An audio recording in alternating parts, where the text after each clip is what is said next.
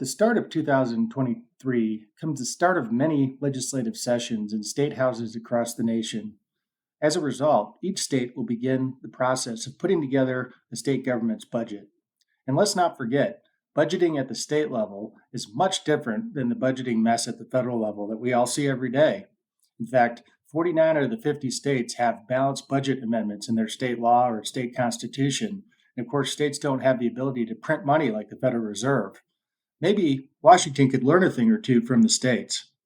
Most states will end up with a budget surplus brought on by the abundance of tax collections in recent years, in addition to the supplementary federal aid received through Congress's big spending sprees. Fiscally responsible states will use this surplus to cut taxes and save for the proverbial rainy day, while the fiscally irresponsible states will continue to use their surplus on growing government, if they even have a surplus, that is.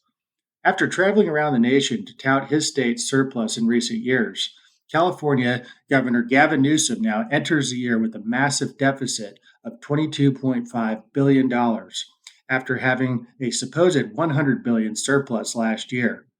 Compare that to the fiscally and economically free state of Texas, a state that routinely proves that fiscal responsibility matters. And this year, Texas is reporting a nearly $33 billion surplus. So how did California get here? One way was through the erosion of taxpayer protections in the California budget process. California's tax and expenditure limit, Proposition 4, also known as the Gann Amendment, used to put a limit on California's budget growth based on population growth and inflation. It operated in similar manner to the gold standard, Colorado's Taxpayer Bill of Rights, or TABOR, but was eventually eroded in California by big government progressives and activist judges. Now, this erosion of California's Gann Amendment and other progressive policies have led to a massive outmigration from the Golden State. In 2020, redistricting and reapportionment, California lost a congressional seat for the very first time in state history, going back to 1850, due to Americans voting with their feet in favor of economic opportunity elsewhere. In 2021 and 2022 alone, California lost a total of 802,000 residents decided to seek economic opportunity in states where taxes are lower, government is smaller and more responsive, and the streets are safer. Now, this outmigration is key to California's budgeting issues, as people take with them consumption, income, and businesses, all of which are taxed by the state of California, or used to be. States can avoid California's problem by doing away with budgeting as usual and taking up priority-based budgeting, just like any family or business would. Priority-based budgeting means state officials and citizens first must determine core functions of government, asking questions like, what's the role of government?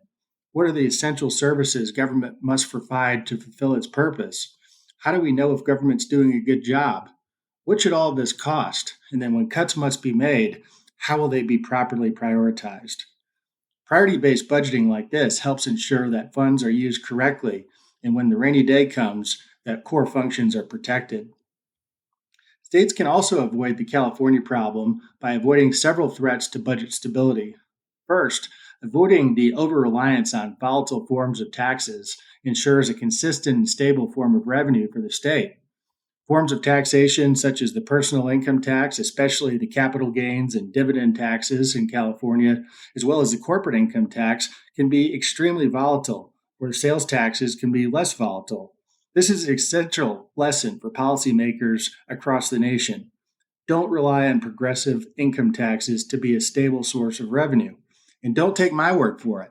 Liberal hero Governor Gavin Newsom in California recently acknowledged this fact with the recent developments in California's revenue downturn. The second threat, and boy is it a big one, is the over-reliance on federal funds. The over-reliance on federal funding can lead to a perpetual cycle of overspending, which leads to deficits, which of course then to lead to more federal funding and so on. In addition, the strings attached to federal funds can often be costly. It's a cost that's undertaken by taxpayers across the state. In many cases, those federal requirements that come with the federal funds last far longer than the federal funds themselves. The final two threats of good budgeting go really hand in hand. As discussed in the case of California, the lack of fiscal restraint can severely cripple a state's ability to budget and often leads to rampant debt. States like California, New York, Illinois have spent like drunken sailors in recent years. But only drunken sailor really stops when the money runs out. These states continually overspend and rely on tax increases and debt financing, or maybe even lobby the federal government for bailouts to fund their overspending. Proper fiscal responsibility, written into law, such as Colorado's Taxpayers' Bill of Rights or other limits on taxing and spending, can really help to restrain these government spending sprees. A great way to see how these common sense spending limits could help your state, go to our interactive website, fiscalrules.org. For American Radio Journal, I'm Jonathan Williams. Thanks for listening.